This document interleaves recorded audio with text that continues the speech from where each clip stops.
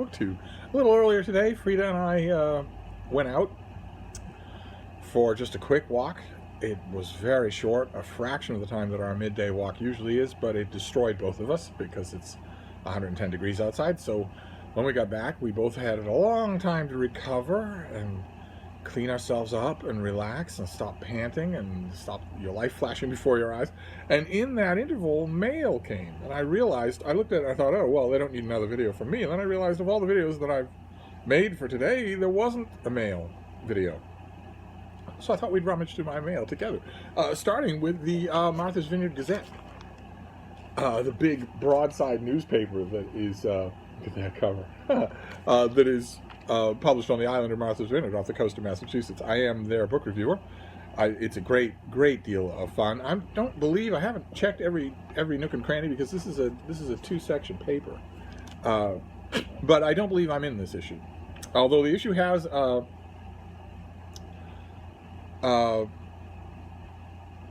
sad headline. I think it's on the front cover. Yeah, that mask wearing indoors has been prescribed again for the Vineyard after a blessed interval in which it was gone.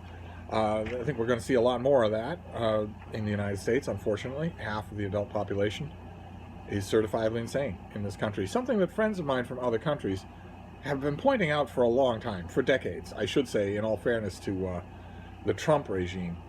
That friends of mine who vacationed in this country, especially vacationed in the west or the south of this country, would come back, get back home to wherever they came from, and I would say, what are your impressions? And they'd say, oh, beautiful scenery, very kind, very generous people, lots and lots to see and do. And I would say, all right, but that sounds like tourist brochure. What is your actual impression? And every single time, you wipe away the surface niceties, especially with old friends who knew they weren't offending me. They'd say, I couldn't help but notice that a lot of the Americans I met seemed certifiably insane. They seemed like they were walking around in a world that I don't see. And at times it was creepy. So I think since that is being proven in the age of COVID, more true than ever before, I think it's likely we're going to see indoor mask mandates everywhere, even though we have a free and completely effective vaccine that's available universally. Boston itself has revived indoor mask mandates. But we had a few months anyway. We didn't have to do that, and that was nice. We got one Boston Public Library book sale. Then another periodical we got was Esquire, one of the square-bound lad mags that I love to read. There will be something of interest. I mean, of actual merit, as opposed to just glossy ads for tobacco products. And this one did have it. This is We Rise or Fall Together, a retrospective hang on just a second, BookTube. This went on for 30 minutes yesterday. I want to make sure that it's okay. Doesn't feel like it is. This is a retrospective on the rebuilding of the erection of a new building at the site of the World Trade Centers. We're coming up on the 20th anniversary of the terrorist attacks of 9/11. And it's written by Scott Raab, who for a long time chronicled the clearing and building and all of the details involved in that project. Reliably, he chronicled it for Esquire, and it was really, really good reading. There's also an article in here, who is this by? Shannon Styrone, on the search for aliens. You're asking the wrong questions about aliens. The search for alien beings. That was longer than I thought. It went on for longer than I thought it would, and I really enjoyed it. And also, just in case you're feeling a little forlorn, we also have the world of high fashion. Just in case you're wondering what you're going to wear this coming autumn, if it ever gets here, there's the world of high fashion for you, with $4,000 t-shirts that are so flimsy you can only wear them once. So there was Esquire, actually some meat on the bones of Esquire. But when you're talking about meat on the bones, nothing comes close to the Times Literary Supplement, the TLS. My latest one came today. This is the one on the front cover. This has an article that we probably don't want to alert Sean the Book Maniac to. It's a long article. It purports to be a biography, a review of the new biography of Barbara Pym, the great mid-century author Barbara Pym. But as many people noticed and started sharing online, the article takes a very sniffing, dismissive tone towards almost all of Barbara Pym's work, and manages to slide in quite a bit of derogatory stuff without cutesy-poo, without seeming like it wants to. I have not read the biography in question. I don't know that it'll be published in this country, but I had already read this article before I got my issue of the TLS. It was shared rather widely because and the critical sphere, the book chat world, was split I would say right down the middle, which is very disheartening, between critics who said, "Who's this Barbara Pym chick? I've never heard of her, and it sounds like she was really, you know, kind of dumb and substandard," and critics who said, "What on earth? Barbara Pym is great. Almost everything she wrote is great. You don't take potshots at Barbara Pym, especially as uninformed as the ones in this piece." So I already knew what to expect. There's plenty of other stuff in this TLS. There was a letter, for instance, that I have to share with you. Let's see here. This is by a writer who writes from Paris, and it's about Albert Costa. And it's a classic example of the kind of zinger that happens in the letters page of the TLS. In her review of Albert Costa's The Bilingual Brain, Elsa Court writes that while Costa does not address, quote, cultural and political identity, quote, it is possible that he might one day feel emboldened to say a few words on the subject. And then the writer of the letter goes on. So that your readership's patience may not be unduly tested, allow me to observe that Costa died on December 10th, 2018. Choice. Choice. But we have other things to see here. I noticed Rory Stewart has a long piece in here, 2 full pages, on mask wearing and some faffing about that he wants to do about it. And it's not the only one. There are quite a few, I'd say probably 3 think pieces in this TLS. And although I'm sure they'll be really good, we talked about a think piece from, I think it was last week. DJ Taylor wrote one on the books that authors write that aren't like anything else they wrote. And I loved it. I wouldn't have wanted to trade it. But I can't help but speak, you know, as a book section editor, I can't help but speak to the fact that every think piece you have is less room for reviews. There's also a review here by A.N. Wilson, whose reviews I tend to like a lot more than I like his books, on a book called Traitor King, The Scandalous Exile of the Duke and Duchess of Windsor, by Andrew Lowney, from Blink Publishing, 410 pages. I'm not 100% sure about this book. Is it the same as the Duke of Windsor book that came out in America just recently? I'm so terrible with authors. That would solve the question right there. But I don't remember the author of that book. But this is a 2-page spread reviewing the book and excoriating the Duke of Windsor for his obvious treachery to the English crown and English people. Because it isn't just that he abdicated the throne. That's not traitorous. But it is unbelievably weak that he abdicated his responsibilities rather than fulfill them, just so that he could marry a twice-divorced American adventuress. But it isn't just that. It's that there's very reliable reporting that during the war, he and Wallace Warfield Simpson were approached by the Nazis with the idea of, you know, if we invade England and take over the country, we can install you as a quisling king, as a puppet king. You'll be on the throne again, and Wallace will be your queen. Which, to my mind, for the whole of my life, has evoked one image more than anything else, which is the ritual execution of the king, Edward's brother, probably in a stadium somewhere for the public view, with Edward presiding, forced to by his Nazi masters. There's still scraps of reporting along those lines that, to me, indicates that something along that scenario was actually put to Edward, and that neither he nor Wallace Warfield Simpson violently rejected it. And I say scraps because the reason we don't have the full story is because agents of the House of Windsor went like a wildfire through the records of the time as soon as they had the freedom to do so, in France and in England, destroying whole roomfuls of records. Now, why would they do that? If those records weren't unbelievably incriminating, why would they do that? And there's also the matter of a bomber run to my mind anyway, the bomber looked like they had exact coordinates of where to go to kill the king. But anyway, I'll have to check and make sure that this isn't the book that I've already read. I don't think it is. I don't think this has come out in America yet. And then we got to the NB column, which has just bits and pieces about the literary world. But a couple of the bits and pieces stuck out to me because the writer, MC, is the new writer of the NB column, and typically irate, about the excesses of wokery and fake social justice stuff and whatnot, the infiltration of idiocy into the world of publishing and printing.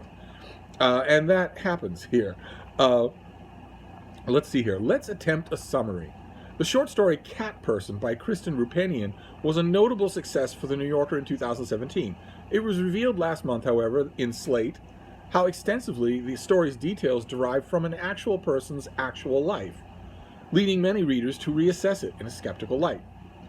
It was announced earlier this month that a book called Some Kids I Taught and What They Taught Me by the poet and teacher Kate Clancy is to be revised.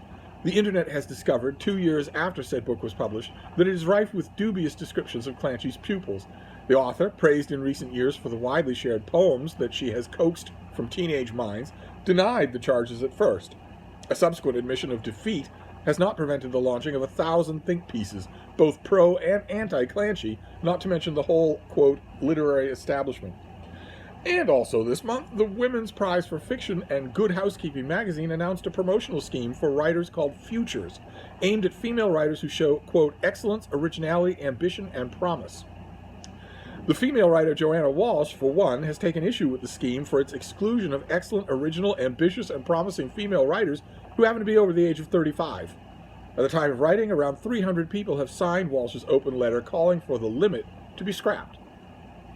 So that's 3 different incidents that MC is bringing up here, and then we get a fourth, which we are already familiar with on this channel. Lastly, for now, the summer issue of the magazine N+1 has attracted some attention on account of an essay averring that something is amiss in modern book reviewing. Quote, the main problem is that the contemporary American book review is first and foremost an audition for another job, another opportunity, another day in the content mine, hopefully sick. With better lighting and tools, but at the very least with better pay. That's a quote from the wretched N+1 article that I ranted about on this channel. The reader, meanwhile, quote, wants honest reviews of honest novels. Instead, he, sick, gets withering assessments of the era in which said novels are written, which, by endlessly discussing the same 5 novels, only confirms his fears that literature has reached an unsustainably small gene pool era of its long, slow slide to extinction. To which MC writes, gosh, that must be important. Such critical controversies might formerly have been categorized as proverbial storms in proverbial teacups. Yet these technologically advanced times have ensured what we may now enjoy instead is a kind of ongoing literary megastorm set to roll itself out across various platforms quite everlastingly, with neither stint nor quarter given. Why, even at this moment, people are furiously unfollowing one another on Twitter, or even blocking one another for their thought crimes against humanity, such as failing to keep up or realize that yesterday's literary hero is today's satanic wrong'un. What will happen if they ever have the chance to meet again in real life? The writer goes on to say, our own withering assessment, a former editor at the TLS, Ferdinand Mount, who we've seen on this channel many times, was right to discern a likeness between the early 21st century and the 18th. We are indeed condemned now to relive the Dunciad in full, pissing contest and all. Those of you who maybe aren't familiar with what the Dunciad is, it's a long poem and it's brilliant. It won't make any sense to you without elaborate footnotes, but in this particular case, I would say get a heavily annotated edition and read it with the footnotes. It won't take much, I don't think, in the way of bringing you up to speed in order to realize how brilliant a thing it is, scathing piece of work, about the intellectual idiocy of the time, and that's exactly what the writer of this NB piece is aiming at. The thing that links all of those events together is something called posturing, where people are pretending outrage or moral sanctity, not because they actually feel it or because they want to display it, but in order to posture for external validation, for the appearance of others, whether it's your fellow, woke members of the commentariat, or whether it's the stereotypical 12 psychos on Twitter who you want to see your posture so that they don't decide to destroy you. It's a commentary. All of those four things are a commentary on fear. Posturing is done out of fear. It's not done out of a sense of vanity. It's done to make absolutely sure that the people who would otherwise hurt you know not to do it. And in the N+1 case, I ranted about this myself, so I don't need to reprise that. But the N+1 piece was even worse than posturing, because it was extending the permission for others to posture. When the writer was saying that today's book review in literary journals is an audition for another job, the writer was not condemning that. The writer of the N+1 piece was praising it, and giving it full, condoning it completely, saying, you're overstressed in a whole bunch of different ways, so who cares if you phone these things in, or don't care about what you're doing, or make facile judgments. No one's expecting professional work of you, because you have so many jobs. So the NB column happens at the end of every issue of the TLS, and it was a pleasure to read it as a chaser to this issue. Although, another thing that was interesting, I won't get my hopes up, right? Because last week, the teaser for this week was that you were going to get a long article about Barbara Pym. And I was looking forward to that. I did get my hopes up. It never crossed my mind that the TLS would countenance and run an essay that sort of takes the mickey out of Barbara Pym. Good Lord. You wouldn't do that in a million years to a mid-century male author. Here you're doing it to Barbara Pym. Why? Because she lived with her sister? Because she's fond of cats? Just ridiculous. Absolutely ridiculous. And so I'm not getting my hopes up about next issue. Next issue is promised the novelist Anne Enright on the short stories of John Cheever. There he is in his suit and vest glory. And Anne Enright is brilliant, and John Cheever is brilliant too, and God only knows what that piece will be like. I'm envisioning now the nightmare, the worst case scenario is that Anne Enright just decides to go to town on John Cheever. Look at how sexist these stories are. Look at all these short stories I can count on the fingers of one hand, the black characters. What kind of privilege is this? Oh, that's sort of stuff. John Cheever was gay at a time when that was a crime in most states in the country that could get you a long prison term of hard labor. And he knew that, and it helped a lot to unseat his reason, but it doesn't matter. He's still got some check marks at the bottom of this progressive stack. I have higher hopes for Anne Enright. I have higher hopes that she won't do that.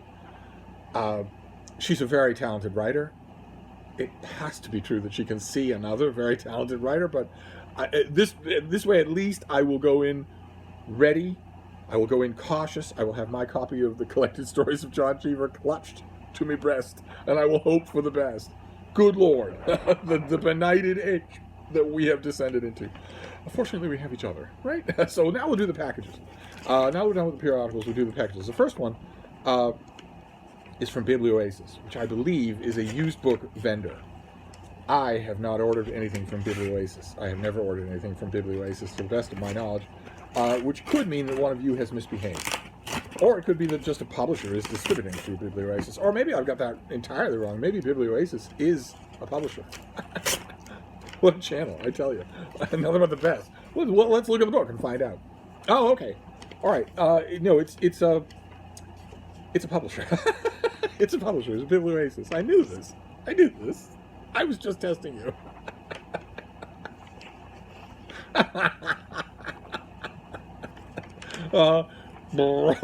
It's a publisher. Okay? It's not Norton. It's not Viking, but it's a publisher. And they've sent me a book. Okay? So let's just move straight on here.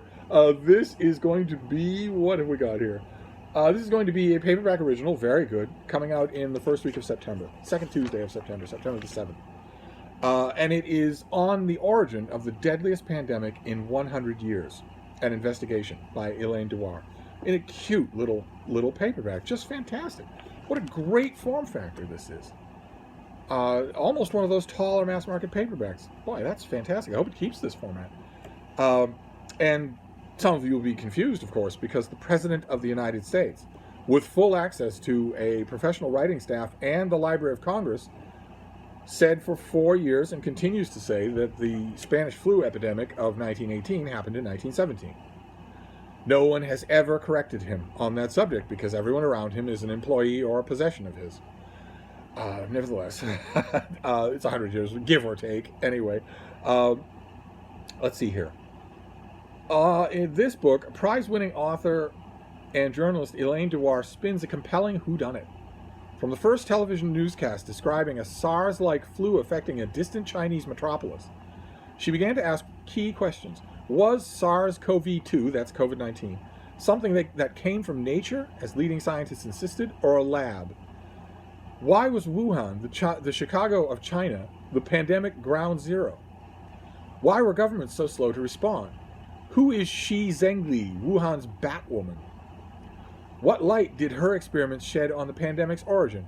Who are Zhangguo Kui and Keding Cheng? And what was their connection to the Wuhan Institute of Virology? Why were they marched out of Winnipeg's National Microbiology Laboratory by the Royal Canadian Mounted Police? What role did controversial gain-of-function experiments play in the development of SARS-CoV-2? Why is the government of China refusing to cooperate with the World Health Organization as it tries to get to the bottom of things? Who or what is drastic? That is the acronym DRASTIC. I don't know what those letters stand for. Reading the science, following the money, connecting the geopolitical interest to the spin, Dewar shows you how leading science journals got it wrong, leaving it to interested citizens and junior scientists to pull out the truth. Okay, I'm on board, absolutely on board. As I say many times on this channel, this is the biggest historical thing in our lives. Shut down the whole world for a year. And there's still lingering mysteries, and it shows every sign of sticking with us forever and maybe being a huge problem forever. So new books on the subject, I'll take them. I'll take as many of them as I can get. This is not an unwelcome duty the way reading every Trump book was.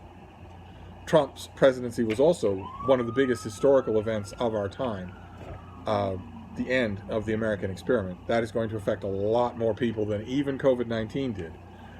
The people who are, from other nationalities and other nations who maybe like at the bar or the pub, like to say, to complain about America, well, you're going to have a lot more to complain about when America's not there, or when America is your enemy and is telling you you are an American. The thing that people who strike those notes in friendly discussions or bars or wine shops or whatever, I've been in those discussions plenty of times. Sometimes when the people at the table knew I was American, and sometimes when they didn't. And the thing, one of the many things to remember about that kind of griping, is that no matter where you live near an American military base. That's not an accident. It is very much, it's in my best interest, I will be executed, but it's also very much in your best interest that America not become the Soviet Union. Okay. And the step in that direction is to acclimate the people to authoritarian rule, where they no longer have a vote, or where their vote is a pro forma, where they make it but it's thrown out. Anyway, how did I get on that? Oh, right. I mentioned that because that change is also an incredibly important historic thing. The difference between it and COVID is that only a tiny number of people even see that change has happened. Whereas COVID was very, very visible. So this is going to be fantastic to read. So Elaine Dewar is an author, journalist, television story editor, and has been propelled since childhood by insatiable curiosity and the joy of storytelling. Fantastic. Okay, great. Well, this comes out, what did I say?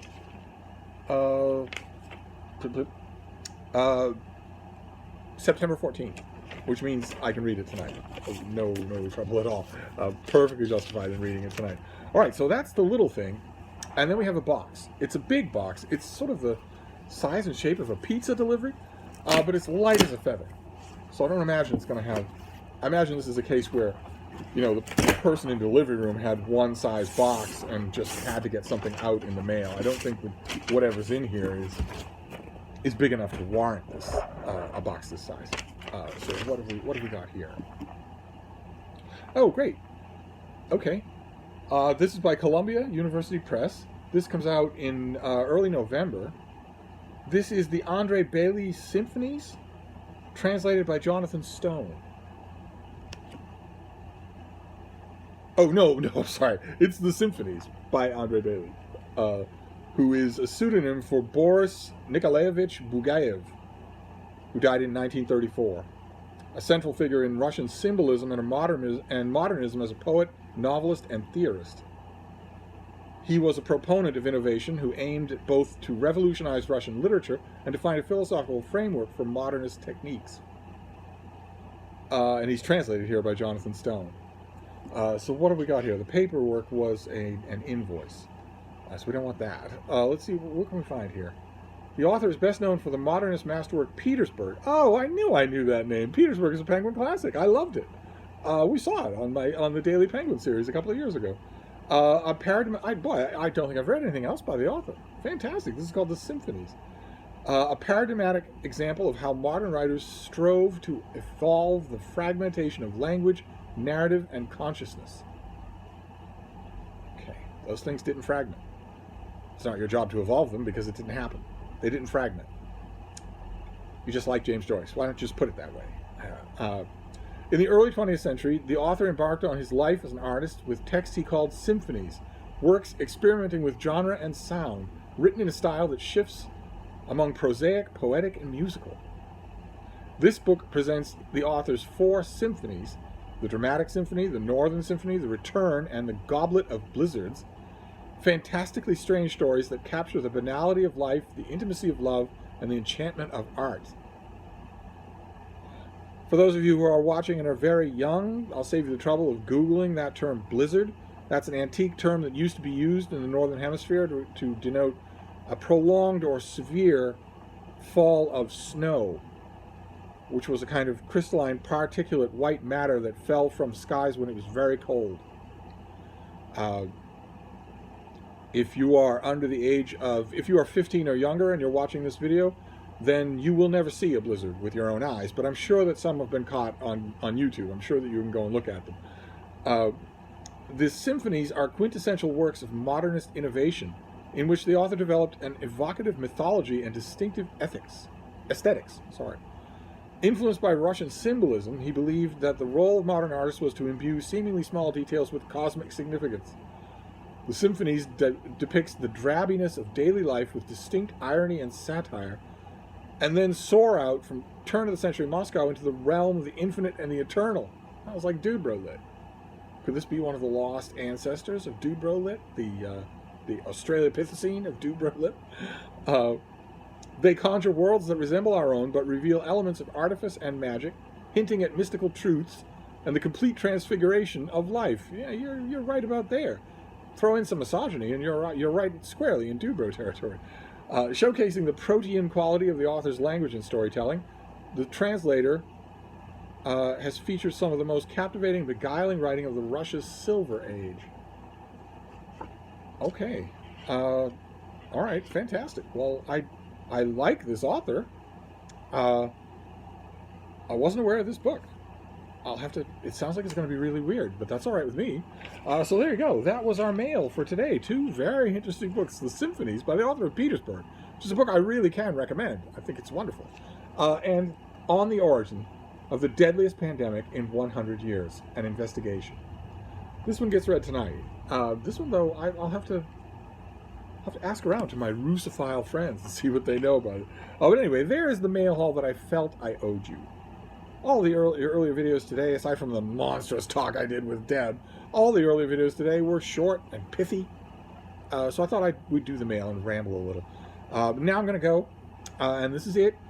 On this channel, 5 uploads in one day is the maximum. Okay, so I will see you all tomorrow. Thank you, BookTube.